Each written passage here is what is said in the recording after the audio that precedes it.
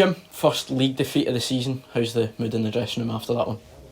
As you can imagine, major disappointment, lots of emotion. You know, the players gave everything out there today in terms of their attitude and application. You could argue we probably didn't show as much quality in the final third as what we are normally used to, but yeah, I mean, look, it was a closely competed game. You know, two very good teams, two well organised teams, and it took a moment of real individual quality to break the deadlock, and unfortunately for us, you know, it was Raith that managed to do that. Up until the goal, there wasn't really much to write home about in both boxes. No, I think both teams defended really well. You know, Jack Walton, I think, has had one decent save to make in the second half from a Sam Stanton header. Other than that, not a great deal to do.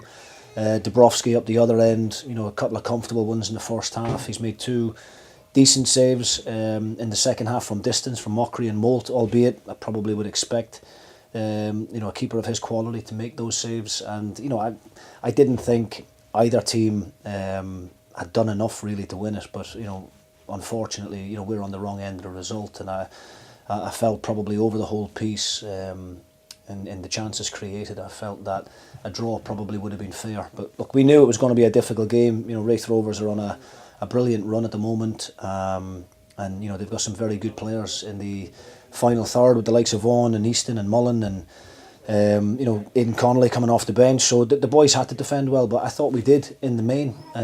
We just, you know, lacked a little bit of quality when we got into those forward areas, which you know, can happen sometimes. Was there maybe a frustration that the complete dominance essentially that we had in the first half didn't necessarily transpire as well into the second?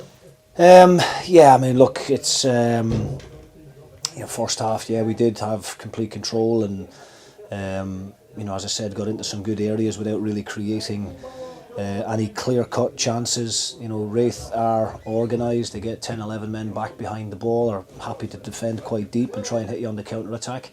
And you know, we just weren't able to find that killer pass at that key moment. The second half, it did become a little bit more open, but yeah, just a real frustration from us. You know, I think the goal is very avoidable from our perspective.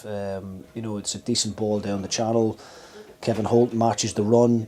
I think then we end up getting enough bodies around it. We've got two or three of our own players around the one Raith Rovers player, and you know, instead of allowing it to come back inside, we should really over kind of force him out the way away from goal. But look, take nothing away from the finish. A really good goal, and you always felt that it was going to take that one moment of quality to decide it. Did you feel one goal was going to settle it as the game was going on into the second? Yeah, as the game was going on, you know, you felt that there wasn't too much between the two teams. But you know, I thought second half we again got into some decent areas, but sometimes you've got to credit the opposition. You know, the goalkeepers made a couple of saves.